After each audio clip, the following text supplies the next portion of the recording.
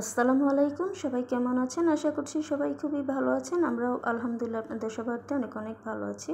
তো এটা হচ্ছে আমরা ফরিদপুর থেকে যেদিন ঢাকায় ব্যাক করি তো সেদিনের ভিডিও।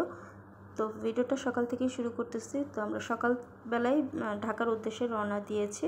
আর আমরা যাচ্ছি হচ্ছে চকের ভিতর দিয়ে, মানে এটা হচ্ছে ক্ষেত যেটাকে আমরা বলি, তবে গ্রামের ভাষায় এটাকে চকই বলে। তো চকের ভিতর দিয়ে গেলে মেন রাস্তা খুব তাড়াতাড়ি যাওয়া যায়। এই জন্য আমরা সাধারণত গ্রামে আসলে এই চকের ভিতর দিয়ে যাই। আর এই চকের সম্পূর্ণ যতটুকু জায়গা আছে মেন রোড পর্যন্ত যাওয়ার, তো দুই একটা ক্ষেত ছাড়া বাকি সবটাই কিন্তু আমার শ্বশুর বাড়ির আর কি, ভাসুরদের। তো যাই হোক, আমরা সেখান চকের ভিতর দিয়ে যাচ্ছি। আর এই যেটা হচ্ছে সবগুলো হচ্ছে পাট ক্ষেত, পাট লাগানো। তো কিছু পাট হচ্ছে ছোট ছোট, আর এই যে এই গাছগুলো হচ্ছে বড় বড় গাছ। যেহেতু সামনেই পাটের সিজন, তো এখন তো ফরিদপুরে আসলে পাটটাই এখন বেশি।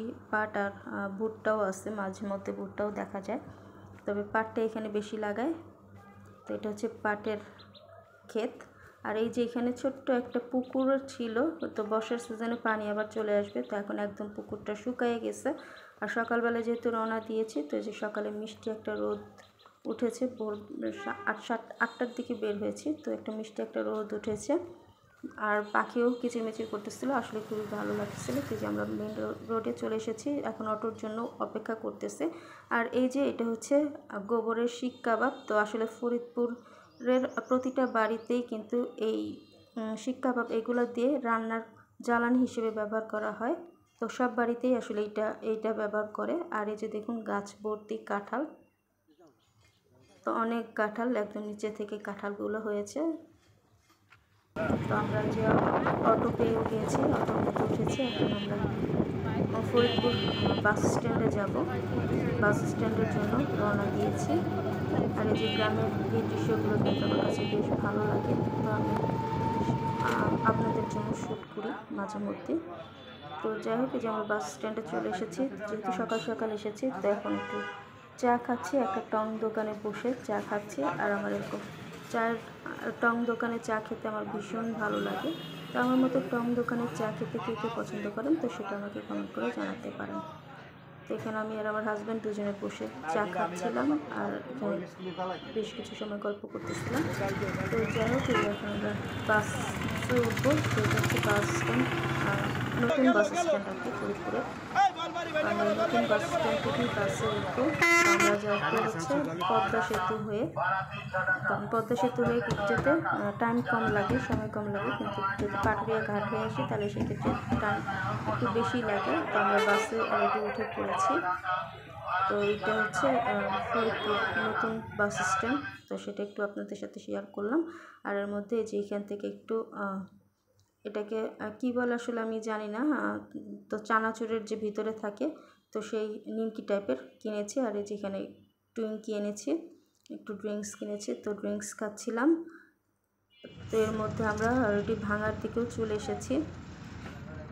আর ভাঙার এই গোল চত্বরের রাস্তাটা আমার কাছে ভীষণ ভালো লাগে। তো আমরা তো আসলে প্রতিবার যখন ফরিদপুর আসি তো ভাঙাতেই নামি, কারণ ভাঙার এই রাস্তাটাতে আমার খুব ভালো লাগে। আমরা এখানে একটু ঘোরাঘুরি করি, কিছু কেনাকাটা করি, তারপরে ফরিদপুর মানে বাড়ির উদ্দেশ্যে রওনা দিই।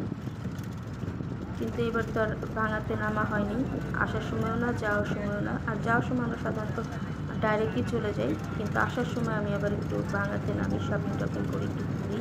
তো বেশ ভালো লাগে, একটু খাওয়া দাওয়া করি। তো যাই হোক, কথা বলতে বলতে যে আমরা পদ্মা সেতুতে অলরেডি উঠে পড়েছি। আর এই যে দেখুন, নদীর মধ্যে কিন্তু বিশাল চর জেগেছে। তো জায়গায় জায়গায় চর, তো কিছু কিছু চর কিন্তু একদম স্থায়ী পার্মানেন্ট হয়ে গেছে।